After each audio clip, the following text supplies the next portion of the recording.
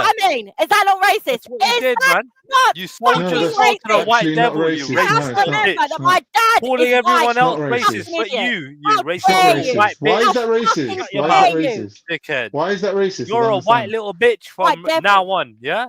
All right? Is that That's not it. racist? That's it. No, No, but Is that you it's not not are. racist? racist. Ah, Well, the fact that he points out it's white and it's a devil. yeah, Are you and you're a fucking bitch. crazy? Yeah, so what? Right? That's a fact. That's What where I colour is think the you're devil being supposed to very be? disingenuous, Khan. And I am But not what colour prepared is to the sit on devil a supposed to panel be? with people that are fucking disingenuous. Well, see All you Shut later right? up, then, you white mate. racist Be bitch. fucking honest. If this was Shut India, up. you'd have a fucking problem with it, and you fucking Shut know it. up. Nixie, Shut you up. believe, Fucking listen, lying, you're a fucking lovely scummy person, little but you cunt. believe some mad things. That's all Well, I'm no, saying.